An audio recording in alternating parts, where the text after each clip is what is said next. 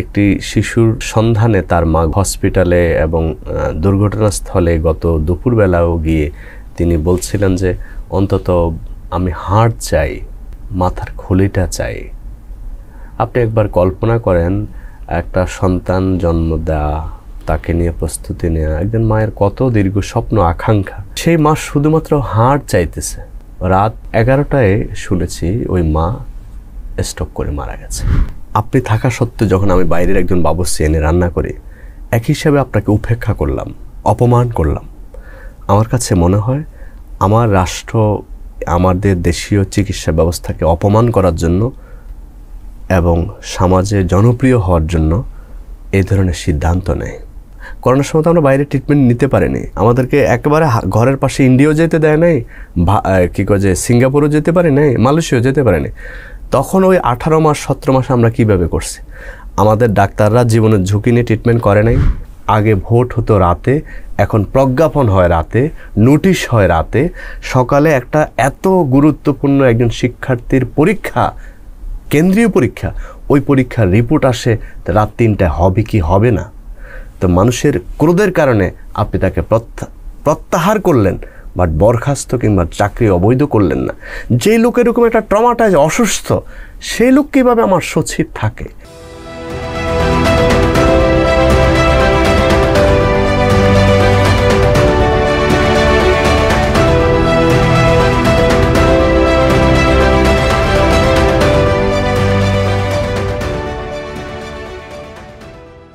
প্রিয় দর্শক, মেডিভয়েস নিউজরুমে স্বাগত জানাচ্ছি। আবু নাঈম মনির। সপ্তাহের স্বাস্থ্য খাতের আলোচিত এবং গুরুত্বপূর্ণ ঘটনাবলী নিয়ে আমরা আমাদের অনুষ্ঠান সাজিয়ে থাকি। আজকেও বেশ কিছু বিষয় নিয়ে হাজির হয়েছে। এর মধ্যে উত্তরা দিয়াবাড়ির মর্মান্তিক যে বিমান দুর্ঘটনা, এই ঘটনাটির আমরা আসলে জানার চেষ্টা করব যে আসলে এখান থেকে আমাদের জন্য শেখার কী আছে, এখান থেকে আমরা আসলে কোন কোন বিষয়গুলোর পদক্ষেপ নিতে পারি নাগরিক নিরাপত্তার জন্য। এবং এই ঘটনার পরবর্তী সময়ে আমাদের সমাজের মানুষের মধ্যে একটি, বিশেষ করে শিশুদের মধ্যে ট্রমাটাইজ থেকে শুরু করে নানান রকমের স্বাস্থ্য সংকট, আমরা আসলে শারীরিক যে বিষয়গুলো চিন্তা করি সেই চিন্তার মধ্যে মানসিক চিন্তাটা আসলে আমাদের মধ্যে সবার মধ্যে ঢুকে না। এখানে এই ঘটনা থেকে আমরা কিন্তু অনেকগুলো দিক দেখেছি যে আমাদের প্রাত্যহিক জীবনে নানান আমাদের সহকর্মী যারা আছেন, নাগরিক যারা আছেন, তাদের অনেকের সাথে আমরা কথা বলি, দেখেছি তারা আসলে অনেকটা এই বিষয়গুলো নিয়ে মানসিকভাবে বিধ্বস্ত। এই বিষয়গুলো নিয়ে আমাদের আলোচনা থাকা দরকার। সামগ্রিক বিষয়গুলো নিয়ে আলোচনার জন্য আমাদের স্টুডিওতে উপস্থিত আছেন ইংরেজি দৈনিক ডেইলি স্টারের সাংবাদিক ইমরান মাহফুজ। ইমরান ভাই, আপনাকে আমাদের স্টুডিওতে স্বাগত জানাচ্ছি। আপনাকেও স্বাগত। আমরা আসলে এই যে ঘটনাগুলো দেখলাম, বৈশ্বিকভাবেই অনেকগুলো মর্মান্তিক ঘটনা অনবরত ঘটছিল, যেগুলো আমাদের মনকে নানান দিক থেকে এফোর করে ফেলেছে। এর মধ্যে একেবারে জন্মভূমিতে গুরুত্বপূর্ণ জায়গায় এই যে বিমান দুর্ঘটনা, এই দুর্ঘটনার কারণে একটি স্কুলে একেবারে কোচি যারা উদীয়মান যে শিশুগুলোর জন্য একটি পরিবার বেঁচে থাকে, মানুষ বেঁচে থাকে, মানুষ তাদেরকে কেন্দ্র করেই উদ্বেলিত হয়, আনন্দিত হয়, তাদের গতি পায় জীবনের। এই শিশুদের উপর এরকম একটি অবস্থান তাদের উপর দিয়ে ঘটে গেল। এই ঘটনার পরে আসলে একটা সমাজে কীরকম প্রভাব পড়ে, বা এই ঘটনা সমাজে কীরকম প্রভাব ফেলেছে বলে মনে করেন আপনি? ধন্যবাদ। প্রথম কথা হচ্ছে, এটা খুবই গুরুত্বপূর্ণ একটি বিষয়, সন্দেহ নেই। আমরা গত জুলাইতেও আমাদের মনে পড়ে নারায়ণগঞ্জে রিয়া গোপ নামে একজন শিশু, যার বয়স খুব সম্ভবত 7 কিংবা 8, তার মা বাবা প্রায় 8 থেকে 10 বছরের চেষ্টায় তাদের দীর্ঘ অপেক্ষার পরে সন্তানটির জন্ম হয়। আমরা দেখেছি সেই শিশুটি ছাদের উপরে খেলতে গিয়েছিল। এই জুলাইতে তাকে উপরে প্লেন থেকে শ্যুট করে হত্যা করা হয়েছে। আমরা এই ট্রমাটা কাটিয়ে উঠতে না উঠতে আবার এই জুলাই এলো, সেটাকে আমরা স্মরণ করছি এখনও। এইবার এই জুলাইতে এসে আবারও আমাদের এরকম অসংখ্য ফুলের মতো শিশুরা আমাদের চোখের সামনে নিঃশেষ হয়ে গেল। এই যে ট্রমা, এই যে যন্ত্রণা, এই যে বেদনা, আমরা একটা জুলাই থেকে আরেকটা জুলাই, এক শিশু থেকে আরেক শিশু, সে 71-এর যুদ্ধ শিশু থেকে 90-এর যুদ্ধ শিশু, 90-এর পর আবার 24-এর যুদ্ধ শিশুর মধ্যে আবার একটা হচ্ছে রাজনৈতিক সংকট, আর একটা হচ্ছে প্রাকৃতিক কিংবা আমাদের সৃষ্ট যে দুর্যোগ। তো প্রতিটা দুর্যোগেই এই যে শিশুরা হারিয়ে যাওয়া, আমার কাছে শিশুরা বা আপনাদের কাছেও শিশুরা ফেরেশতা তুল্য। ধরুন আপনি একটা কথা যত জটিলভাবে আপনি বলেন আমি বলি, আপনার বাচ্চা আপনার শিশুটা কিন্তু এরকম বলে না। অর্থাৎ সে খুব সরল বাক্যে যে কোনো বিষয়ে সে যা বোঝে তার উত্তর দেয়। এরকম ফেরেশতা তুল্য আমাদের এই ফুলগুলো আমাদের চোখের সামনে চলে যাওয়া। গতকাল রাতে আমি একটি ঘটনা শুনলাম, একটি শিশুর সন্ধানে তার মা গত 3 দিন ধরে পাগল পায়। অবশেষে হসপিটালে এবং দুর্ঘটনাস্থলে গত দুপুরবেলাও গিয়ে তিনি বলছিলেন যে অন্তত আমি হাড় চাই, মাথার খুলিটা চাই। আপনি একবার কল্পনা করেন একটা সন্তান জন্ম দেওয়া, তাকে নিয়ে প্রস্তুতি নেওয়া, একজন মায়ের কত দীর্ঘ স্বপ্ন আকাঙ্ক্ষা। সেই মা শুধুমাত্র হাড় চাইতেছে। এর চেয়ে নির্মমতা আর কি উদাহরণ হতে পারে? রাত 11টায় শুনেছি ওই মা স্ট্রোক করে মারা গেছেন। ফলে ওই ঘটনা শুধু স্কুলে থাকেনি, ওই ঘটনা শুধু বিমানবন্দর এলাকায় থাকেনি, ওই ঘটনা ওই শিশুর স্কুলের মধ্যে সীমাবদ্ধ না থেকে পরিবারের অভিভাবককেও আক্রান্ত করেছে। তো ফলে এই ধরনের ঘটনা আমাদেরকে বারবার মোকাবেলা যে করতে হচ্ছে। আপনি যে প্রশ্নের শুরুতে বললেন আমরা কি শিক্ষা নেব, আমরা জুলাইতে প্রায় শিশু এবং নারী মিলে আমরা মানে 132 জন শিশুকে হারিয়েছি। নারী শিশু, নারী ও শিশু ওই মন্ত্রণালয়ের সূত্রে তথ্যপ্রাপ্ত আর কি। আরও হয়তো আমাদের অজানা থাকতে পারে। তো আমরা জুলাই থেকে কি শিখলাম? আপনি যদি এই শিক্ষা ধরেন, এখানে সরকারের ভাষ্যমতো 30-33 অথবা 40 জন গেল, 132 জন তো গত বছরে গেল। তো এখন আমাদের দর্শকরা বা আমাদের যারা সমাজ কর্তৃপক্ষ তারা গত বছরের ঘটনায় কি শিক্ষা নিল? আমাদের প্রতিদিন অসংখ্য এরকম শিশু শিক্ষার্থী পানিতে পড়ে মারা যাচ্ছে। এখন থেকে 8 থেকে 10 দিন বা 15 দিন 2 সপ্তাহ আগে চট্টগ্রাম বিশ্ববিদ্যালয়ের 3 জন শিক্ষার্থী কক্সবাজার সাগরে বা কোনো একটা লেকে গোসল করতে গিয়ে হারিয়ে যায়। 2 জনকে বডি পাওয়া যায়, একজনের বডি আজও পাওয়া যায়নি। তো আপনি একটা দেখেন প্লেন পড়ছে, আগুনে পড়ছে, আপনি শ্যুট করছেন, গুলি করে মারছেন, পানিতে পড়ছে, সবই তো আমার স্বপ্ন শেষ হয়ে যাচ্ছে। তা আমি কি শিখছি? তা আমি আসলে শিখছি কি না? এটা উদাহরণ দিলে আরো সহজে, যে আমরা আসলে সবাই ভালো থাকতে চাই, কিন্তু ভালো থাকার ফর্মুলা নিজে গ্রহণ করি না, অন্যকে ভালো রাখার ক্ষেত্রে থাকতে সাহায্য করি না। এটা আমার মনে হয়েছে যে আমরাই ভালো থাকতে চাই না এক হিসাবে। আসলে তাই, ঠিকই বলেছেন। আমরা আসলে এই ঘটনাগুলো থেকে খুব শিক্ষা নিচ্ছি বলে আমাদের কাছে খুব বেশি মনে হয় না। এটা সূত্র ধরে বলতে চাই যে এই বিমানবন্দর এলাকায় এখানে দেখেন কতগুলো আবাসিক ভবন, স্কুল, এইগুলো কিন্তু নির্মাণ হওয়ার কথা ছিল না। নিরাপত্তাজনিত কারণে অনেক দূরত্বে একটা মানে নিরাপদ দূরত্বে এইগুলো আবাসনের ব্যবস্থা থাকা দরকার ছিল, শিক্ষা প্রতিষ্ঠান থাকা দরকার ছিল, শপিং মল থাকা দরকার ছিল, কিন্তু এগুলো খুব একেবারে পাশ ঘেঁষেই হয়েছে। এই যে বিষয়গুলো হলো, আসলে এখানে কারা অনুমতি দিলেন, এখানে দায়টা আসলে কার? এরকম ঘটনা আরও ঘটবে না ভবিষ্যতে? আর এখানে এই মুহূর্তে কোনো পদক্ষেপ নেওয়া সম্ভব কিনা, বা এটা রাষ্ট্র কি ভাববে বিষয়টা নিয়ে? মানে আপনার প্রতিটা প্রশ্নের গুরুত্বপূর্ণ এবং বেশ বড় প্রশ্নের উত্তরের জটিলতাও আছে। আসলে প্রথম কথা আমরা আসলে সেরকম রাষ্ট্র তো বানাইনি যে রাষ্ট্র ভূমিকা নেবে। মানুষের কল্যাণ হয়, মানুষের উপকারের ব্যবহার হতে পারে, মানুষের জীবন নিয়ে ভাবতে পারে, এরকম কল্যাণ রাষ্ট্র তো আমরা নির্মাণ করিনি।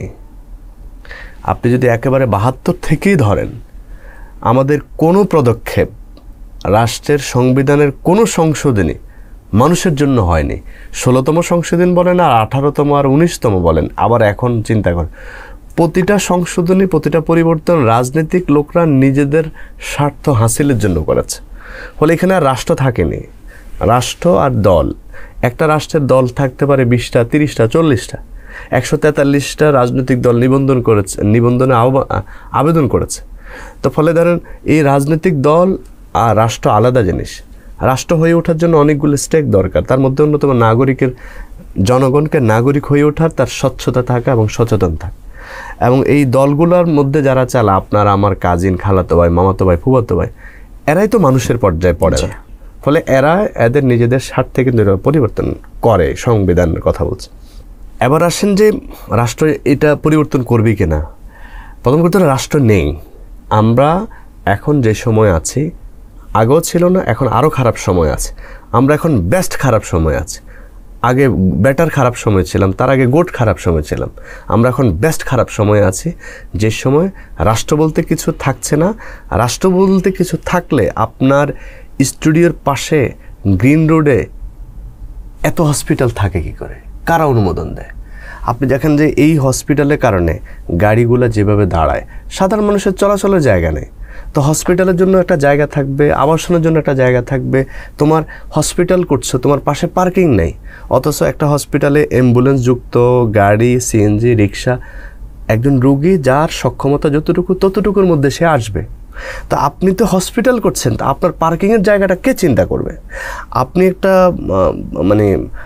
কি বলে শপিং মল করছেন, আপনার পার্কিং নাই। আপনি একটা বাড়ি করছেন, আপনার পানি যাওয়ার নালা ঠিক নাই। ফলে আপনি শুধুমাত্র এয়ারপোর্ট এরিয়ায় আবাসন হচ্ছে এটা নিয়ে হেডেক। আপনার ঘরের পাশে যে পানি জমে যায়, আপনি যে পানির লাইনটা বন্ধ করে আপনার পুরো বাড়িটার এরিয়া কভার করে ফেলছেন, এটা আপনি দেখছেন না কেন বা দেখছি না কেন? তা আমরা শুধুমাত্র ওইটা এখন ঘটনা ঘটছে বলে দেখছি। আপনাদেরকে মনে করিয়ে দিই, দর্শকদেরকে, আমরা একাধিকবার চুড়িহাট্টা, চকবাজার এরকম ঘটনা ঘটেছে। আয়শা, সোনিয়া, রিয়া, নানান শিশুরা খুব ভুল না হলে 20 ফেব্রুয়ারি, এখন থেকে বোধহয় 4-5-6 বছর আগে, চুড়িহাট্টায় যে আগুন লাগলো, সেখানে 2 বোন শিল্পকলা একাডেমিতে গানের রিহার্সাল করতে গেছে, সিটি কলেজের শিক্ষার্থী। একজন বৃষ্টি আর একজন কি যেন নাম, আমারই ছাত্রী ছিল। ওরা জীবনে প্রথম শাড়ি পরেছে। 21শে ফেব্রুয়ারির দিন তারা গান গাইবে, আবৃত্তি করবে। আর 20 ফেব্রুয়ারি আবৃত্তির রিহার্সাল করে যখন ফিরছিলেন, 8:30 কিংবা 7:30টার মধ্যে শহীদ মিনার রাস্তাটা বন্ধ করে দেওয়া হলো। তারা যখন ঘুরে আজিমপুরে চকবাজার হয়ে যাচ্ছে, তখন তারা আগুনের মুখে পড়ল।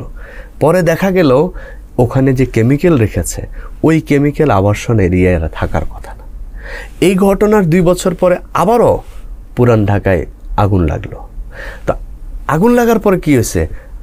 আমাদের রাজনৈতিক পরিচয়ের লোকজন, প্রধানমন্ত্রী তৎকালীন, সে ওখানে যাদের মা মারা গেছে এরকম সন্তানদেরকে নিয়ে এসে তাদের মা হয়েছে এবং বিয়ে দিয়েছে। কথা ছিল ওখান থেকে কেমিক্যাল সরানো, কথা ছিল ওখানে স্থায়ী সমাধান দেয়া। কি করলাম? ওখান থেকে 5 জন মেয়েকে বললাম, আমি তোমাদের মা, তোমাদের বিয়ে দেবো, আমি তোমাদের পাশে আমি আছি। এরপরে তাদের ওই মা কই আর ওই সন্তান এখন কোথায়? তো কথা হচ্ছে যে আপনি যখন যে ঘটনা যে এলাকায় ঘটে, আপনি এই এলাকা নিয়ে চিন্তা করেন। আমরা যেহেতু স্বাস্থ্যের এই একটা প্ল্যাটফর্মে কথা বলছি, আপনি জানেন যে ক্যান্সার একদিনে হয় না। আপনার যদি কানে ক্যান্সার হয়, নাকে ক্যান্সার হয়, চোখে হয়, হাতের যে কোনো একটা জায়গায় ক্যান্সার, মানে কি বলেন, একটা সেল ধীরে ধীরে এটা অকার্যকর এবং সেটা অকার্যকর হয়ে ক্ষতিকারক হয়ে ওঠা। তো এটা কি একদিনে হয়? এটার ট্রিটমেন্ট কি শুধুমাত্র ওই হাতটা কেটে ফেললে হয়? ক্যান্সারে আপনি হাতটা কেটে ফেললেন, ক্যান্সার সমাধান হয়ে গেছে? তা আমাদের, আপনি এয়ারপোর্ট আজকে সমস্যা হলো, আপনি এয়ারপোর্টটা দিয়ে বাড়ি থেকে আপনি একেবারে টঙ্গী গাজীপুরে নিয়ে গেলেন, সমাধান তো হচ্ছে না।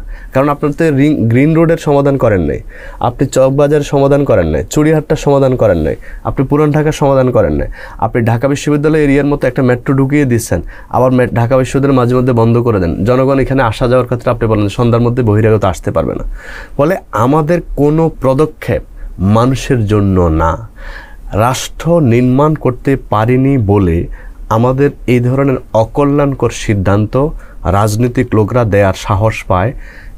সকালে 10টায় পরীক্ষা হবে কিনা রাত 2:49 বোঝা যায় না, 3টায় ওই নোটিশ আসে। আগে ভোট হতো রাতে, এখন প্রজ্ঞাপন হয় রাতে, নোটিশ হয় রাতে। সকালে একটা এত গুরুত্বপূর্ণ একজন শিক্ষার্থীর পরীক্ষা, কেন্দ্রীয় পরীক্ষা, ওই পরীক্ষার রিপোর্ট আসে রাত 3টায়, হবে কি হবে না।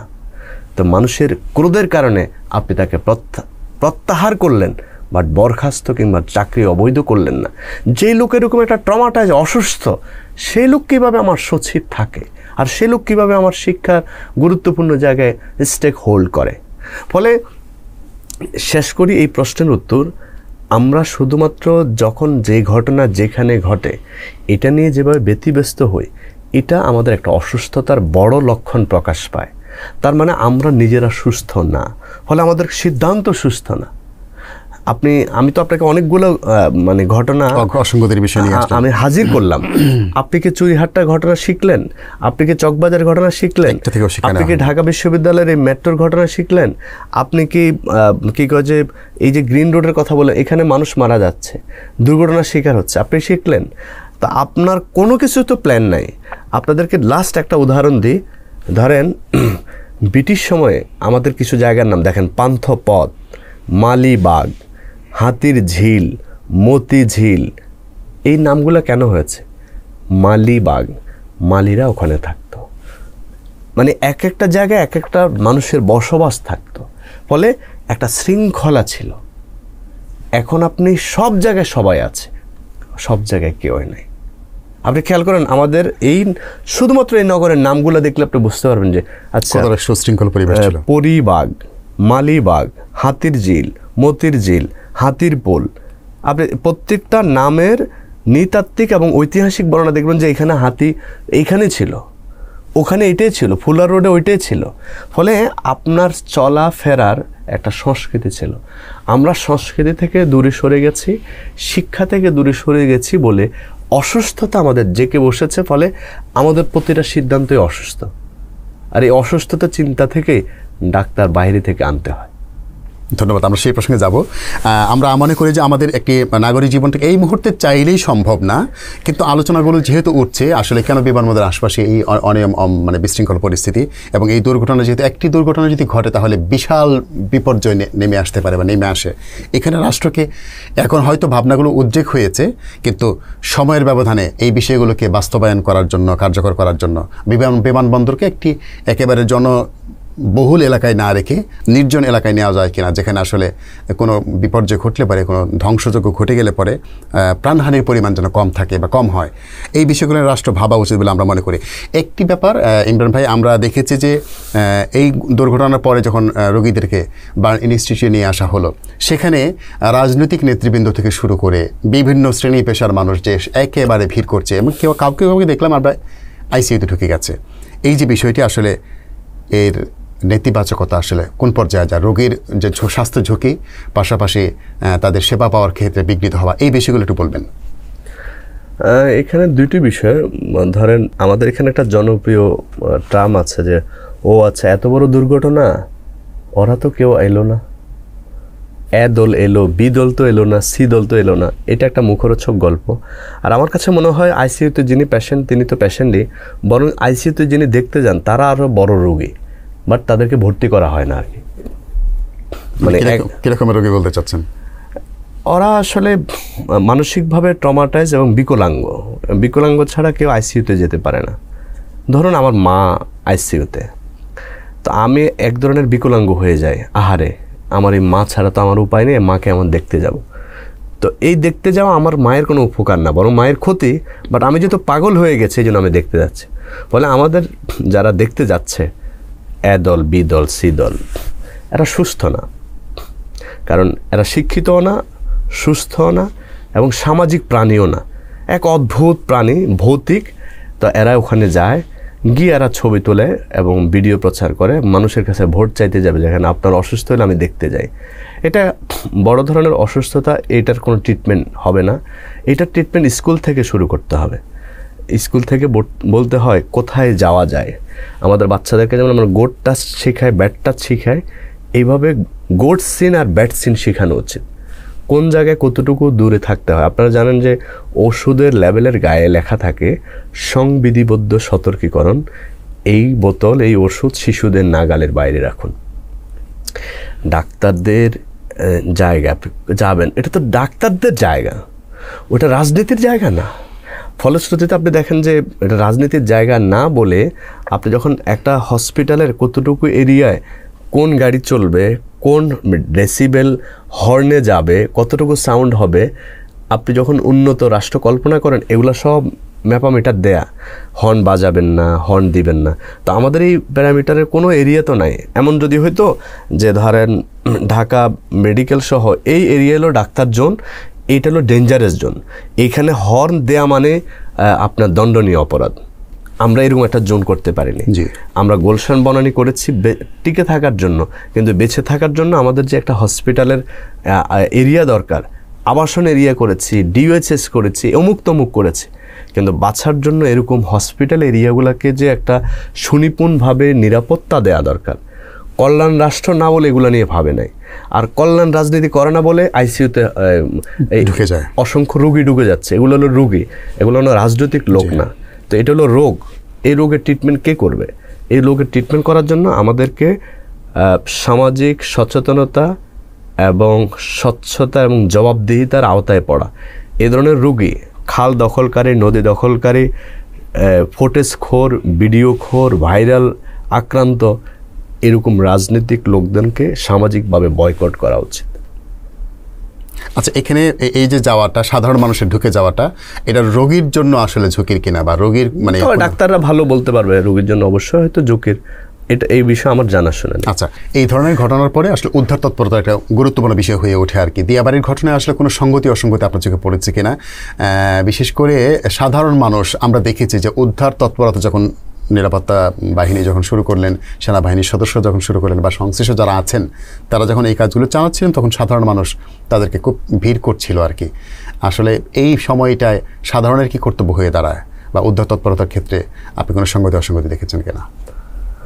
জীবনানন্দের একটি কবিতার লাইন আছে, অদ্ভুত এক আধার এসেছে, মনে অন্ধরায় আজ সবচেয়ে চোখের দেখছে আর কি। তো এখন এত কিছু দেখছি, মনে হয় নিজেকে অন্ধ এই জন্য বেশি দেখছি, এটা একটা বিষয়। আরেকটা হচ্ছে যে নাগরিকদের কিছু করণীয়। প্রথম কথা হচ্ছে, আমরা জন্ম নিয়ে একটা অদ্ভুত প্রাণী হিসাবে আমাদেরকে ধীরে ধীরে মানুষ পর্যায়ে আনে ডাক্তার, শিক্ষক, চিকিৎসক বা মা বাবা। নাগরিক হয়ে ওঠার জন্য তার দায়িত্ব অনুভব করতে হয়। ধরুন, এটা উদাহরণটা খুব ইম্পর্টেন্ট। আপনি রাস্তা দিয়ে যাচ্ছেন, হঠাৎ করে আপনার হাসি আসলো। আপনার যদি আপনি নাগরিক হন, তাহলে হাসিটা এমনভাবে দিবেন যেন অন্য কেউ আক্রান্ত না হয়। এই হাসিটার প্রভাবটা ওখানে যাবে না। টিস্যু দিয়ে আপনি সেটাকে রাখলেন, এবং টিস্যুটা সম্ভব হলে আপনার কাছে মুড়িয়ে রেখে যেখানে ময়লা রাখার জায়গা সেখানে রাখার কথা নাগরিকের কাজ। জনগণ কি করে? হাসি আসলো, দিল, ফেলে দিল, সিগারেট খাচ্ছে, ফেলে দিল। এটা হলো জনগণ করে। নাগরিক ওই দায়িত্বটুকু পালন করে যে আমি যে আক্রান্ত হয়েছে অন্য কেউ যেন আক্রান্ত না হয়, ওইটুকু যে করতে পারে করে, তিনি হচ্ছে নাগরিক। ওইটুকু যিনি না করেন তিনি হলো জনগণ।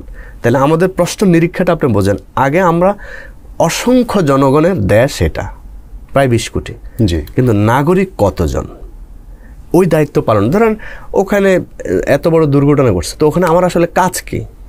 আমরা যদি কাজগুলো ভাগ করি, প্রথম কথা হচ্ছে, আমার যদি রক্ত দিতে ইচ্ছে করে, রক্ত দেওয়ার উপযোগিতা থাকে, তাহলে আমি খোঁজ রাখবো কোন জায়গায় এই পেশেন্ট যাচ্ছে। দ্বিতীয়ত, আমার যদি ইনফরমেশন নেওয়ার সুযোগ আছে, তাহলে এটা নিয়ে আমি একটা সেল গঠন করে অন্যদেরকে সাহায্য করব। কিন্তু আমরা ওখানে একটা বিশাল অংশ যায় দেখতে, আরে এটা কেমনে ঘটলো, কীভাবে হইলো, আপনি কিভাবে মরলেন? বছর 2 আগে এক টেলিভিশনের সাংবাদিক জিজ্ঞেস করতেছে, আপনি কিভাবে মরলেন? তার মানে অসুস্থ যে মরেছে সে, আর যে না প্রশ্ন করছে সে।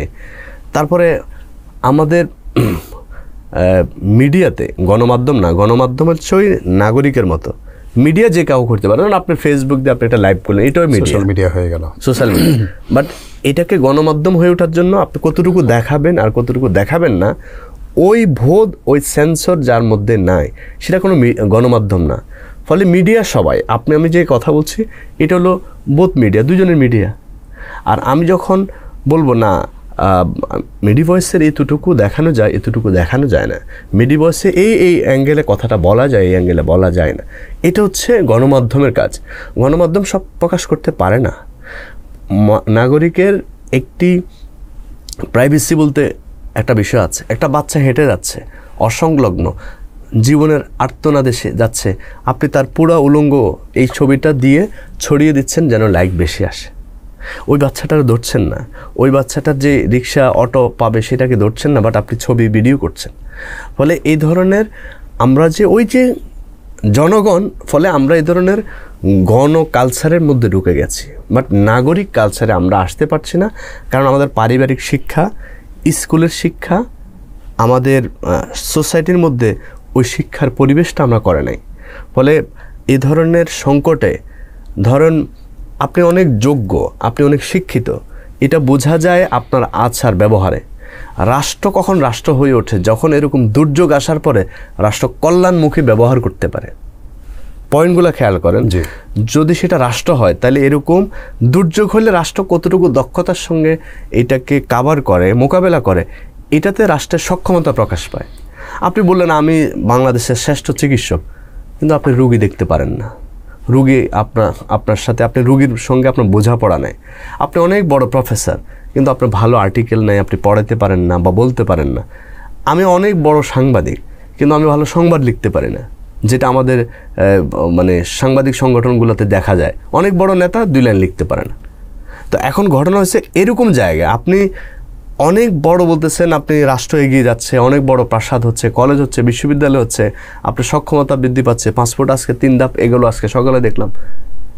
কিন্তু আপনি চিকিৎসক নিয়ে আসতে হচ্ছে বাইরে থেকে, আপনার গাড়ি নিয়ে আসতে হচ্ছে বাইরে থেকে, সকল কিছু আপনার এই যে বাহির নির্ভরতা, এই যে আপনার নিজস্ব না হয়ে উঠতে পারা, এটা হচ্ছে আপনার নিজেকে নিজে মর্যাদা না দেয়া, নিজের প্রতি কেয়ার না থাকা এবং অন্যের প্রতি ভালো কেয়ার না থাকার কারণে এরকম যায়, গণজমায়েত করে, মিডিয়াখোররা যায়, রাজনৈতিক অসুস্থ লোকজন যায়।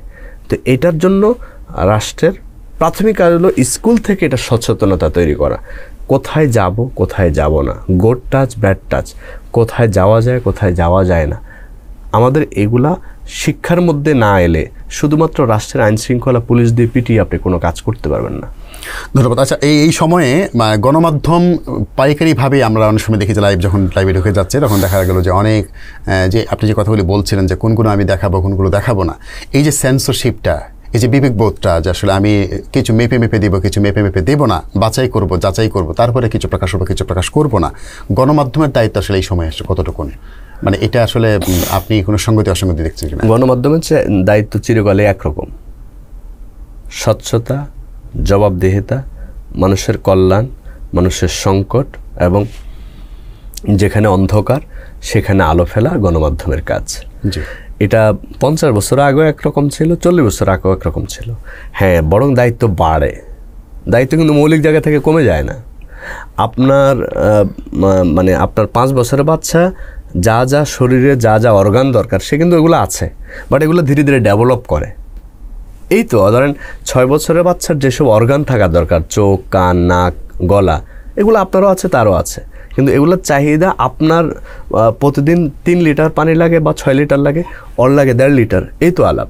তো গণমাধ্যম চিরকালীন একই ভূমিকা থাকার কথা, মৌলিক, ধীরে ধীরে তার বাড়ার কথা, কিন্তু আমরা ধীরে ধীরে লোপ পাচ্ছি। এখন এটা গণমাধ্যম না বলে এটা মিডিয়া। ফলে দুইটা পরিষ্কার বাক্য, মিডিয়া যে কোনো কিছু দেখায় নিজেকে জাহির করতে পারে, কিন্তু গণমাধ্যম তার জবাবদিহিতে আসতে পারে। ফলে আমরা এই জায়গাটা একটু পরিষ্কার করি। এখন অসংখ্য মিডিয়া আছে, 2-1টা গণমাধ্যম আছে। তো এখন গণমাধ্যম এই মিডিয়াগুলো কারা চালায়? আপনার আমার পরিচিত যে লোক ধরেন অন্য কোনো পেশায় গিয়ে কোনো কিছু করতে পারছে না, সে মনে করছে না আমি এরকম একটা পেজ খুললে, এমন একটা পত্রিকায় ঢুকলে আমি তাকে যদি বলে যে আমি আপনাকে ভিউ এনে দেবো, তাহলে ব্যবসা হবে, টাকা আসবে, তাহলে আমি ওখান থেকে মাইনে পাবো। ওর ঢুকে গেছে ওইটা নিজের টিকে থাকার লড়াই, ওর টিকে থাকা, ওর দেখানোর কারণে একটি কত বছর বয়সে ধর্ষককে দেখাবে না দর্শককে দেখাবে, আক্রান্তকে দেখাবে না আক্রমণকারীকে দেখাবে, ওর ওই ভোটটা তো নাই। ও ভাবছে যে ক্লিক বেট জার্নালিজম, এটা যদি দেখাই তাহলে আমার এই জিনিসটাকে ভিউ হবে, মানুষ দেখবে, আয় হবে, আমাকে মাইনে দিবে। ওর একবারও চিন্তা হলো না ওর এই দেখানোর কারণে ওই ভিকটিম চিরদিনের জন্য সমাজ থেকে বঞ্চিত, বিচ্ছিন্ন, কখনো কখনো সুইসাইডও করে। ফলে ওইটাও এত নীরবে ঘটে, এটা সরব অবস্থায় বোঝা যায় না। কারণ আমি আগেই বলেছি, আমরা তো অসংখ্য রোগে আক্রান্ত, একটা অসুস্থ বলে মানুষের কল্যাণটা বুঝতে পারছে না। ফলে মিডিয়া যে চালায় সে আপনার আমার দূরের কেউ না, ওই অসুস্থ লোকটা ওখানে বসে বলে সে অসুস্থ ব্যবহারটা করতে পারে। আচ্ছা, এই ক্ষেত্রে জাতীয় গণমাধ্যমের আমি কিছু সঙ্গতি অসঙ্গতি মাঝে মাঝে আমাদের আসে। আমরা শিরোনাম দেখেই টের পাই যে ক্লিকের জন্য কাজটি করা হয়েছে, থাম্বনেইলটা দেখেই বুঝতে পারি যে আসলে ক্লিকের জন্য মূলত এই কাজটি করা হয়েছে। আমরাও কি সেই ক্লিকের পেছনে ছুটছি কিনা, আমাদের যে মৌলিক দায়িত্ব ছিল সেখান থেকে আমরা সরে যাচ্ছি কিনা? না, এটা তো মানে আপনি নিজে বলছেন আমরা বুঝতে পারি, তাহলে তো আর কিছু বলার নেই। তো বুঝতে পারলে আপনার এখন কি করা, তাকে অ্যাভয়েড করা উচিত। আর আমার রাষ্ট্রের মধ্যে আপনি জানেন যে আমাদের প্রেস কাউন্সিল নামে একটা জায়গা আছে। তো আপনি তথ্য মন্ত্রণালয়ের অধীনে এটার কিন্তু বর্ষনা করার, আইনগত সিদ্ধান্ত নেওয়ারও অনেক সুযোগ আছে। স্বপ্রণোদিত হয়ে নেয় না, আপনি নাগরিক হিসাবে ওখানে কমপ্লেনটা করেন না, তাহলে জিনিসটা কীভাবে ডিসিশনে পরিবর্তনটা কীভাবে হবে? আপনি যখন অসঙ্গতি দেখলেন, তো এরকম 10টা অসঙ্গতি নিয়ে আপনি কি কোনো দিন একটা কমপ্লেন করছেন প্রেস কাউন্সিল? না, করা হয়নি। আপনি যদি না করেন, মেডিকেল কাউন্সিল আছে। আপনাদেরকে জানিয়ে রাখি, যতগুলা ইনস্টিটিউটের সঙ্গে কাউন্সিল শব্দ যুক্ত, ততগুলো হচ্ছে ওই অর্গানোগ্রামের ইনস্টিটিউটের ধরার মতো ব্যক্তি, ধরার মতো প্রতিষ্ঠান। তো আমাদের রাষ্ট্রীয় এই সাংবিধানিক এই প্রতিষ্ঠানগুলো আছে, বাট আমরা এগুলো ব্যবহার করছি না। আপনি প্রেস কাউন্সিল আছে, মেডিকেল কাউন্সিল আছে, আপনি কি 10টা ডাক্তারের অসঙ্গতি নিয়ে একটা নোটিশ দিয়েছেন, চিঠি দিয়েছেন? অসঙ্গতি ধরে পূর্ণাঙ্গ তার তথ্য ডেটা নিয়ে আপনি জানাননি। আপনি এরকম ডেটা যে ধরে সাংবাদিকতার আপনি কমপ্লেন করেন, নাগরিক হিসেবে আপনি দায়িত্ব পালন করেন। ফলে আপনি জনগণ হিসাবে দেখেছেন, নাগরিক হিসেবে দায়িত্বটা পালন করেননি বলে দিনের পর দিন ওই রোগীরা তাদের এই তাণ্ডব চালিয়ে যাচ্ছে। আমি বলবো এটাকে তাণ্ডব। আমরা এইসব ঘটনার পরে প্রায় খুব নিবিড়ভাবে খেয়াল করি, রাষ্ট্রের কিছু কিছু ব্যক্তি বলতে থাকেন, যেমন জুলাইয়ের যে অভ্যুত্থানে যারা আহত ছিলেন আর কি, তাদের ট্রিটমেন্টের জন্য, উন্নত চিকিৎসার জন্য দেশের বাইরে পাঠিয়েছেন। আমরা একেবারে চিকিৎসায় খুব বেশি যে শতভাগ আত্মনির্ভরশীল হয়ে উঠেছে সেটা আমরা দাবি করি না, করা ঠিক হবে না। আমাদেরকে বেশ কিছু শূন্যতা আছে, কিন্তু প্রত্যেকটি ব্যাপারেই যখন এই ইস্যুগুলো আসে তখন বলা হয় যে বিদেশ থেকে চিকিৎসক আনা হবে, দিয়াবাড়ির ঘটনায় বলা হলে বিদেশ থেকে চিকিৎসক আনা হবে। আসলে আমাদের কি চিকিৎসকদের দক্ষতার অভাব, নাকি তাদের সহায়ক সাপোর্টের কিছু ঘাটতি আছে, অথবা রাষ্ট্র যারা এই কথাগুলি বলবেন তাদের চিকিৎসকদের সক্ষমতা সম্পর্কে তাদের কোনো জানার শোনার ঘাটতি আছে কিনা? বাংলা একটা শব্দ আছে বোকা, এটা ধরেন আমি আপনাকে বললাম আপনি বোকা, আপনার গায়ে লাগলো না। আমি যদি বলি আপনি স্টুপিড, তাহলে আমাকে এটা ভাষার কারণে আমার কাছে মনে হয় এই ধরনের ডিসিশনগুলো হলো স্টুপিড ডিসিশন। আমার দেশের অসংখ্য চিকিৎসক আছে যারা দিনের পর দিন নিজস্ব চিন্তায়, নিজস্ব পরিশ্রমে, ত্যাগে দক্ষতা অর্জন করেছে। এরকম অনেক ত্যাগী চিকিৎসকদেরকে আমরা মূল্যায়ন করি না, এদেরকে দেখি না। এবং আপনি যখন ধরেন আপনি ভালো রান্না করতে পারেন, আপনি আমার ঘরের লোক, আপনি থাকা সত্ত্বেও যখন আমি বাইরের একজন বাবুর্চি এনে রান্না করি, এক হিসাবে আপনাকে উপেক্ষা করলাম, অপমান করলাম। আমার কাছে মনে হয় আমার রাষ্ট্র আমাদের দেশীয় চিকিৎসা ব্যবস্থাকে অপমান করার জন্য এবং সমাজে জনপ্রিয় হওয়ার জন্য এই ধরনের সিদ্ধান্ত নেয়। আপনি দেখেন যে নতুন বন্দোবস্তের কথা বলে। করোনার সময় আমরা কতবার বলেছি যে আল্লাহ এবার মাফ করে দাও, আমরা ভালো হয়ে যাব, আমাদের চিকিৎসা ভালো হয়ে যাবে। আমরা করোনার সময় তো আমরা বাইরে ট্রিটমেন্ট নিতে পারিনি, আমাদেরকে একেবারে ঘরের পাশে ইন্ডিয়াও যেতে দেয় নাই, কী করে যে সিঙ্গাপুরও যেতে পারি নাই, মালয়েশিয়াও যেতে পারিনি। তখন ওই 18 মাস 17 মাস আমরা কীভাবে করছি? আমাদের ডাক্তাররা জীবনের ঝুঁকি নিয়ে ট্রিটমেন্ট করে নাই। আপনারা কি এই করোনা প্রভাব কমে যাওয়ার পরে চিকিৎসা ব্যবস্থা ঢেলে সাজাইছেন? চিকিৎসা ঢাকা মেডিকেলের অ্যাকোমোডেশন বেড়েছে, পিজির অ্যাকোমোডেশন বেড়েছে, সোয়ার আউটদের অ্যাকোমোডেশন বেড়েছে? বাড়েনি, বরং পিজির সঙ্গে স্পেশালাইজড হসপিটাল, কয়েক হাজার কোটি টাকার প্রতিষ্ঠান আপনি বসায় রাখলেন। কারা বসায় রাখছে? কোন কুলাঙ্গার বসায় রেখেছে? কোন মায়ের কুসন্তান বসিয়ে রেখেছে? আমার রিক্সাওয়ালার টাকায়, আমার শ্রমিকের টাকায় এত বড় প্রাসাদ গড়ে উঠেছে চিকিৎসার নামে, আজকে 4.5 বছর উদ্বোধনের পরে বন্ধ। আর আপনি বাইরে থেকে চিকিৎসক আনবেন? এটা আমার চিকিৎসা ব্যবস্থাকে উপেক্ষা করা, অবহেলা করা, আমার চিকিৎসকদেরকে অপমান করা। একই সঙ্গে আপনি ডাক্তার ওখান থেকে নিয়ে এলেন, ইনস্ট্রুমেন্ট কার ব্যবহার করবে? নার্স কারা? এখানে সাপোর্ট লাগবে না? তাহলে আপনি কি ওই সাপোর্টটা তৈরি করেছেন? ওই সাপোর্টটা করলে আমাদের এখানে বিশ্বমানের ডাক্তার আছে, সম্ভব তাদেরকে দিয়ে ট্রিটমেন্ট করা, অভাব তাদের সঙ্গে স্বচ্ছ এবং সুন্দর ব্যবহার করা, তাদেরকে ব্যবহার করা, তাদের জ্ঞানটাকে, দক্ষতাটাকে প্রপার ইউটিলাইজ করা রুগীদের স্বার্থে করা হয় না। করা হয় আপনি আগে যাকে তাকে জামার শিবির বলে ট্যাগ দিয়েছেন, এখন দোসর বলে ট্যাগ দিয়ে আমাদের অসংখ্য ভালো ভালো চিকিৎসককে আমরা এক ঘরে করে রেখেছি। এটা রাষ্ট্রের জন্য অকল্যাণকর। আপনারা আল্লাহর রাস্তায় এই বাক্যটা কাটবেন না। ডাক্তারদের, ইঞ্জিনিয়ারদের, শিক্ষক এবং সাংবাদিকদের কোনোদিনও রাজনৈতিক পেশার মধ্যে, এই অপদার্থ পেশার মধ্যে জড়িত হওয়া উচিত না। না হলে ভালো ভালো ডাক্তারদেরকে আমরা হারিয়ে ফেলি। পিজি হসপিটালের অসংখ্য রুম এখন বন্ধ থাকে, কারণ তারা আগের সরকারের পারপাস সার্ভ করেছে। এখন অসংখ্য ডাক্তারের দরজা খুলে গেছে, তারাও কি আগামী দিন বন্ধ হয়ে যাবে? ফলে এই ভালো চিকিৎসকদেরকে আমরা রাজনীতিকরণ করেছি বলে এদের দক্ষতাটা সমাজে ব্যবহার করা যায় না, অথচ তারা এক জীবন দিয়ে এই দক্ষতা অর্জন করেছে। আমি মনে করি রাজনৈতিক জনপ্রিয়তা পাওয়ার জন্য সমাজে নিজেদেরকে অহংকার আর বাড়ম্বরিতা দেখানোর জন্য এই ধরনের পদক্ষেপ নেওয়া হয় বাইরে থেকে চিকিৎসক। আর বাইরে থেকে যারা চিকিৎসক আসে তারা কোথায় কাজ করবে? আপনি সে পাটাতন রেখেছেন? ওই যে ল্যাঙ্গুয়েজে কথা বলবে আমার রোগী কি সেটা বুঝবে না? তাহলে তার জন্য অ্যাসিস্ট্যান্ট, তাহলে এত লজিস্টিক সাপোর্ট দিবেন আর আপনি সোহরাওয়ার্দীর অ্যাকোমোডেশন বাড়াবেন না, পিজির অ্যাকোমোডেশন বাড়াবেন না। গত 10 বছর ঢাকা মেডিকেলে কতটুকু পরিবর্তন হয়েছে এটা তো মেডিবয়স্থ অসংখ্য এরকম দায়িত্বশীল মিডিয়ার মাধ্যমে আমরা জেনেছি। আমরা কি সেগুলোর ভূমিকা রেখেছি? কারণ আমাদের ভূমিকা কীভাবে রাখবো? আমাদের কিছু হইলে দলের প্রধান সিঙ্গাপুর ট্রিটমেন্ট করতে যান, রাষ্ট্রপ্রধান লন্ডন ট্রিটমেন্ট করতে যান। এদের সবাইকে, রাষ্ট্রের যত দায়িত্বশীল আছে সবাইকে সাংবিধানিকভাবে বলা উচিত এই দেশে তার ট্রিটমেন্ট করতে হবে, তাহলে দেখবেন পরিবর্তনটা কি। অসংখ্য ধন্যবাদ। জি ইমরান ভাই চমৎকার বলেছেন। আমরা আসলে এই আপনার যে কথা বলেছেন, সাম্প্রতিক সময়ে তুরস্কের স্বাস্থ্য খাতে কিন্তু ভালো একটা পরিবর্তন হয়েছে, ইতিবাচক একটি বিপ্লব হয়েছে আমরা বলতে পারি। এখানকার কারাবাক ইউনিভার্সিটির একজন টিচার, যিনি ঢাকা বিশ্ববিদ্যালয়ের জার্নালিজম বিভাগের একটা সময় উনি ফার্স্ট হয়েছেন, তার বিভাগে প্রথম হয়েছেন। উনি ওখানকার বিশ্ববিদ্যালয়ের টিচার হয়েছেন সাংবাদিকতা বিভাগে। ওনার সঙ্গে আমাদের অনুষ্ঠান হয়েছে। উনি কথা বলেছেন যে তুরস্কের প্রেসিডেন্ট রেজাপ তাইপ এরদোয়ান উনি স্বাস্থ্য সংকটের ক্ষেত্রে যে কোনো সমস্যার জন্য উনি নিজের দেশেই ট্রিটমেন্ট নিচ্ছেন। একটি রেজাল্ট দেখান মানে তথ্য দেওয়া যাবে না যে উনি বাইরে গিয়ে ট্রিটমেন্ট নিয়েছেন। মাহাতির মোহাম্মদ হার্টের অপারেশন করার সময় যখন আসলো, উনি চেষ্টা করেছিলেন যে আমি বেঁচে থাকতে পারবো কিনা, ওই সময়ের মধ্যে তোমরা প্রস্তুত হতে পারবা কিনা। প্রস্তুত হওয়ার পরে চিকিৎসকরা প্রস্তুত হয়েছেন, তার হার্টের অপারেশনটা মালয়েশিয়াতে হয়েছে। এই যে দেশপ্রেম অথবা এই সক্ষমতা সৃষ্টি করা, এই বিষয়গুলো আসলে আমাদের রাষ্ট্রের কর্তা ব্যক্তি যারা আছেন তাদের শুধু সদিচ্ছাই দরকার বলে আমার কাছে মনে হয়। আমরা মনে করি আপনার কথার মধ্যে সেই ধ্বনিগুলো ছিল। আমরা এই দিয়াবাড়ির ঘটনা থেকে দেখেছি ইমরান ভাই যে সাংবাদিকতা রাষ্ট্রের বা আইনশৃঙ্খলা বাহিনীর সাথে একটু হালকা দ্বন্দ্বের মতো, ভুল বোঝাবুঝির বিষয়।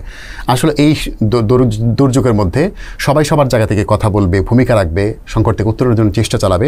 এক্ষেত্রে রাষ্ট্র এবং সাংবাদিকতা এই দুটোর মধ্যে কীভাবে সমন্বয় সম্ভব? আমি এই কথা বলার আগে আপনার আগের কথার জাস্ট একটা বাক্য উত্তর দেয়, সেটা হচ্ছে ধরেন মানুষ ভিক্ষা কখন করে? যখন নিজের কাছে না থাকে। আচ্ছা, আমার মা বলে এই সমাজে 2 ধরনের লোক ভিক্ষা করে, একটা হলো অভাবের ভিক্ষুক, একটা হলো স্বভাবের ভিক্ষুক। আমরা হচ্ছে স্বভাবের ভিক্ষুক, থাকলেও ভিক্ষা করে, না থাকলেও করে। ফলে আমাদের দেশপ্রেমের সংকট আর ভিক্ষা করার যে চরিত্র, এটা আমাদের জাতীয় চরিত্র হয়েছে বলে আমরা কিছু হইলে বাইরে বাহির এটা। আর দ্বিতীয় হচ্ছে যে শোনেন, রাষ্ট্রের সাথে ক্ষমতার সঙ্গে সাংবাদিকের চিরকালীন দ্বন্দ্ব। কারণ সাংবাদিক আপনাকে প্রশ্ন করবে, আপনার দায়িত্ব নিয়ে আপনাকে কথা বলাবে, আপনাকে দেখিয়ে দেবে আপনার যত অসঙ্গতি। ফলে ক্ষমতা কেন্দ্রিক লোকজন তার ক্ষমতা টিকিয়ে রাখার জন্য আপনাকে দূরে রাখবে। এই চ্যালেঞ্জ সাংবাদিকদের গ্রহণ করতেই হবে। চিরকালীন এই দ্বন্দ্ব ছিল, থাকবে। আমাদের একটা ঐতিহাসিকভাবে মনে করিয়ে দিয়ে ধরেন একেবারে সেই পারস্যের যুগ থেকে আমরা দেখি যে নাসিরুদ্দিন হুজ্জার গল্প খুব মজার টুইস্ট করে রাজাকে কথা বলতো, কিংবা ভারতবর্ষে ছিল গোপাল ভাঁড়, রাষ্ট্রের অসঙ্গতি নিয়ে কথা বলতো, কারণ তখন গণমাধ্যম অত ছিল না বলে আমরা এই ধরনের ভাড়ামির মাধ্যমে সঙ্গতি অসঙ্গতি ধরতে পারতাম। এখন আমাদের মিডিয়া কিংবা গণমাধ্যম আছে, এটার মাধ্যমে অসঙ্গতি ধরে। তো এটা ধরলে তো আসলে রাজা তোর কাপড় নাই, এটা তো পরিষ্কার হয়ে যায়। জি, আপনারা জানেন যে মানে কি বলে, আমরা এই ধরনের সিনেমা নাটকের ডায়লগের মাধ্যমে এই ধরনের রাষ্ট্রীয় সংকটের কথাগুলো শুনতাম। ফলে রাষ্ট্রের এই দ্বন্দ্ব থাকবে, তবে গণমাধ্যম কর্মীদেরকে আরেকটু স্কুলিং করে পড়াশোনা করিয়ে জবাবদিহির জায়গায় এনে তাদেরকে ওই রাষ্ট্রের মুখোমুখি না, রাষ্ট্র মনে করে মুখোমুখি, কিন্তু সাংবাদিক কখনো তাদের বিরুদ্ধে না, রাষ্ট্রের বিরুদ্ধে না, বরং ক্ষমতা কেন্দ্রিক এই আচারের বিরুদ্ধে, অহংকারের বিরুদ্ধে, অপসংস্কৃতির বিরুদ্ধে সাংবাদিকরা কখনো মানে আপনার রাষ্ট্রের বিরুদ্ধে না, দেশদ্রোহী না। সাংবাদিকরা সবসময় অন্যায়ের বিরুদ্ধে। আবার সাংবাদিকও অন্যায় করছে কিনা সেটা দেখার জন্য যে প্রেস কাউন্সিল আছে। ফলে দুইটাকে দেখতে হবে। আমরা যে সবসময় রাষ্ট্রের সাথে দেখা যায়, আমরা কি অনেক সময় নিজেকে সাংবাদিক জাহির করে তাদের সঙ্গে খারাপ ব্যবহার করছি না? অনেক সময় করছি, হয়ে যায়। আচরণগত দিক থেকে আমরা আসলে নিজেদেরকে সংযত সবসময় রাখি না। গণমাধ্যমরা, কর্মীরা আসলে আইনার মতো ভূমিকা রাখবে, রাষ্ট্রের জন্য দর্পণ হিসেবে কাজ করবে, সংগতিগুলো ধরিয়ে দিবে যখন এগুলো সমাধান হয়ে যায়। আমরা আসলে কারোর জন্য তার অগ্রযাত্রায় অথবা তার ইতিবাচক কাজগুলোর প্রতিবন্ধক হয়ে উঠবে, এটা আমরা বিশ্বাস করি না, এটা করা ঠিকও হবে না। আমরা একেবারে শেষ দিকে চলে এসেছি। ইমরান ভাই, আপনি জানেন যে 48তম বিশেষ BCS যেটা চিকিৎসকদের জন্য হয়ে গেল, এখানে 6 জন চিকিৎসক 6 জনের হয়ে প্রক্সি দিচ্ছিলেন। তো স্ক্রুটিনির মাধ্যমে ধরা পড়েছে, তাদেরকে পানিশমেন্ট দেওয়া হয়েছে আজীবনের জন্য। PSCর যে কোনো পরীক্ষা তারা আজীবনের জন্য নিষিদ্ধ হয়েছে। কীভাবে দেখেন এই সংস্কৃতিটা আরও জোরে সোরে ছড়িয়ে যাওয়া দরকার কিনা, আপনি কি মনে করছেন? না, এটা তো আসলে একটা মানে ভাইটাল বিষয়। আমাদের এই ফক্সি শুধু পরীক্ষায় না, আমরা জাতীয়ভাবে তো যে ফক্সি দিচ্ছি, ধরেন আপনি রুগী দেখার জন্য আপনার ডাক্তারদেরকে ব্যবহার না করে আপনি বাইরে আনতেছেন, তো এটা তো রাষ্ট্রের চরিত্র, ফক্সি দেয়া। বাইরে থেকে চিকিৎসক আনা তো ফক্সি দেয়ারই অংশ। তো একই তো, রাষ্ট্র আপনি এখানে ফক্সি ধরছেন, রাষ্ট্রের ফক্সি কে ধরছে? গুড, এটা একটা ফক্সি না? আপনি চিকিৎসক ঘুমায় রয়েছেন, আপনাকে ব্যবহার করছে না। আপনি গত 40 বছর যে দক্ষতা অর্জন করছেন, আপনাকে ব্যবহার আমরা না করতে পেরে আমি একটা ফক্সি নিয়ে আসি। তো একই তো, সে পরীক্ষা দিচ্ছে না, আপনি কাউকে আনছেন। ডাক্তার দায়িত্ব পালন করছে না, আপনি ফক্সি নিয়ে আসছেন। তো রাষ্ট্রের চরিত্রের মধ্যে তো ফক্সি আছে। আপনি নাগরিকের ফক্সি ধরে লাভ কি? ওরা যদি আজীবনের জন্য নিষিদ্ধ করতে হয়, রাষ্ট্রের এই কর্তৃপক্ষদেরকে তো আমরা নিষিদ্ধ করা উচিত, আমরা তাদেরকে বয়কট করা উচিত। তাহলে নতুন রাষ্ট্র তো এই জায়গা থেকে নির্মাণ হবে। রাষ্ট্র ওই পক্সি দিচ্ছে বলে এখানকার পক্সি দিতে সাহস পাচ্ছে। ফলে রাজা তোর কাপড় নাই, এই কথা বলার সময় অনেক আগে এসেছে। জুলাই গণঅভ্যুত্থানে আমাদের ছেলেরা মেয়েরা বলেছে, আওয়াজ উড়া, কথা ক। আমাদের প্রিয় একজন গীতিকার সাংবাদিক মানিকের লেখা, আবু সাইদ মুগ্ধ, শেষ হয়নি যুদ্ধ। তো ফলে আসলে মুক্তিযুদ্ধ আজও চলমান। আমরা এই পক্সির বিরুদ্ধে আমাদের জীবন বাজি রেখে আমরা কথা বলবো। রাষ্ট্রের পক্সি হোক, BCS-এর প্রশাসন একাডেমির পক্সি হোক, আর আমাদের যে কোনো সংস্থার পক্সি হোক, সকল পক্সির বিরুদ্ধে যার যা কাজ তাকে তাই করতে দেওয়া উচিত। অহংকার করে হাসিনা থেকে শিক্ষা যদি না নেয়, আবারও নিজেরা যদি হাসিনা হয়ে ওঠে, তাহলে আবারও সাইদ মুগ্ধরা জেগে উঠবে। আচ্ছা, এই প্রক্সির কথাই বলছেন আপনি। প্রক্সি দেওয়ার ক্ষেত্রে যারা পানিশমেন্ট দিলেন, সেই সাহসী মানুষগুলো অথবা যারা সময় উপযোগী সিদ্ধান্ত নিয়েছেন, তাদের ব্যাপারে কিছু বলবেন কিনা? না, এটা উৎসাহিত করার না, এটা তো তার ডিউটি, এটা তার মানে তাকে উৎসাহিত করা। এতদিন ধরে কেউ পালন করছিল না। না, এটা যদি না করে থাকে, মানে নিশ্চয়ই এরকম অনেক হচ্ছিল, অন্য বিশেষগুলো তো হচ্ছিল না। আগুনের কাজ পুড়িয়ে দেয়া, পানির কাজ ভিজিয়ে দেয়া, তো ওখানে প্রশাসনের কাজে হচ্ছে অনিয়মকে ধরবে। এটা তো এক্সট্রা কিছু করে নাই সে, আগের জন করে নাই বলে তো তার পতন হয়েছে। এখনো সে না করুক, অসুবিধা নেই, তারও পতন হবে। গুড, জি, অসংখ্য ধন্যবাদ। আপনার কথা থেকে মানে মোটামুটি মেসেজ পরিষ্কার হয়ে গেছে। ইমরান ভাই, ধন্যবাদ জানাচ্ছি যে কষ্ট করে আমাদের স্টুডিওতে উপস্থিত হয়েছেন এবং আজকের যে বিষয়গুলো ছিল সেখানে খুব তথ্যভিত্তিক, যৌক্তিকভাবে অনেকগুলো কথা আপনি উপস্থাপন করেছেন এবং আগামীতে আমাদের অনুষ্ঠানে হয়তো আবার আসবেন, সেই আমন্ত্রণ অগ্রিম দিয়ে রাখলাম। আর আজকের মতো শেষ করতে চাচ্ছি। ধন্যবাদ। আশা করছি মেডিভয়েস, আমরা দেখলাম যে এখানে চিকিৎসকের নিরাপদ কর্মস্থল চাইছে মেডিভয়েস। চিকিৎসকরাও যেন অন্তত মানবিক কমিউনিকেশনটা বুঝতে পারে মানুষের। আমরা অনেক পেশেন্টরা ট্রিটমেন্টের মানে ওষুধের চেয়ে তার ভাষা ব্যবহারে অনেক বেশি নিরাপদ বোধ করে। মানে এই বাক্যটা বলে শেষ করি যে ধরেন আপনি একজন রোগীকে বললেন আপনি তো আর বাঁচবেন না, আপনি শেষ। ধরুন ওই লোকটা ওই বাক্য শোনার সঙ্গে স্ট্রোকও করতে পারে। আপনি বলেন যে না, আপনার বাঁচার সম্ভাবনা আছে, আপনি যদি এই কাজগুলো ফলো করেন আমার ধারণা আপনি পারবেন। দেখেন একই কথা, আপনার বাঁচার সম্ভাবনা আছে কিন্তু আপনি এই কাজগুলো যদি করেন তাহলে আমার ধারণা আপনি অনেক ভালো করবেন। তো ফলে আমাদের ডাক্তারদের মানুষের সঙ্গে কমিউনিকেশন এবং রোগীদের সেবা নেওয়ার পরিবেশ নিশ্চিত করতে চাই, নিশ্চিত করাতে মেডিভয়েস ভূমিকা রাখবে। ধন্যবাদ। প্রিয় দর্শক, অনুষ্ঠান শেষ পর্যন্ত চলে এসেছি। আগামী সপ্তাহে স্বাস্থ্যখাতের আরও গুরুত্বপূর্ণ বিষয় নিয়ে হাজির হব। এই পর্যন্ত সবাই সুস্থ থাকবেন, ভালো থাকবেন। আজকের মতো বিদায় চাইছি। আল্লাহ হাফেজ।